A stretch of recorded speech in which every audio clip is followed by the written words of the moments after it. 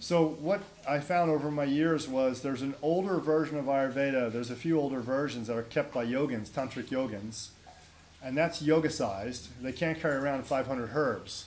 So they treat with breath, posture, marma point, mantra, visualizations, integration practices of the elements, taste, food.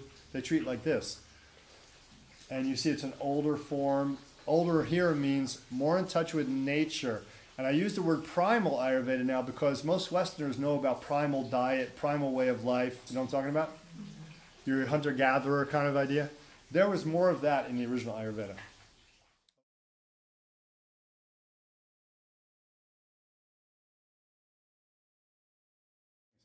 So as Advaita Vedanta became more powerful in India as a philosophy and a traditional culture, and as Buddhism became more influential from Ashoka onward, you know, the Emperor Ashoka, who was half Indian and half Greek, right, or Macedonian, then what you see is a leaning towards transcendental Ayurveda. I call it transcendental Ayurveda versus primal Ayurveda.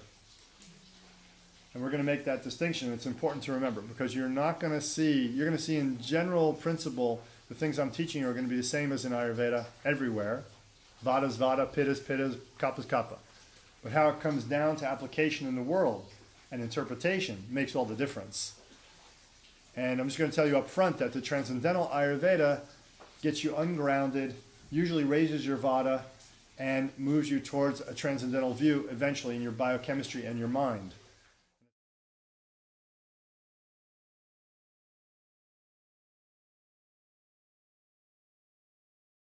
If you don't have some way that your body knows this is your body, and you try to transcendentalize with universal love, your cells don't know that they're their own cells. And you get autoimmune diseases. You get cancer. What's cancer? Your own cells killing themselves. HIV, autoimmune. All this autoimmune stuff happens. Even overreaction, inflammation overreaction, allergy is also autoimmune. Body fighting itself. Why would the body fight itself? Because it doesn't know who it is. Why wouldn't it know who it is? Because you're not giving it a clear, powerful nadi to follow.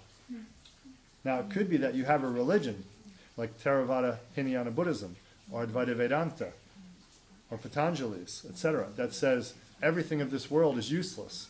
You're supposed to be in the one, the open, blah, blah, blah, the shunya. You get the conditions. You switch on the killer genes, in your DNA, and you die. Little by little, finally you get deteriorating diseases. All the while, you're practicing good health with Ayurveda. Strange, isn't it? Trying to preserve the body while you're sending a deeper message to let it go into the universe, dissolving into the oneness. This is the problem of transcendental Ayurveda. Trying to preserve the body while sending it the deep message that it doesn't need to be preserved, that it's an illusion, that it's actually an impediment to your spiritual development.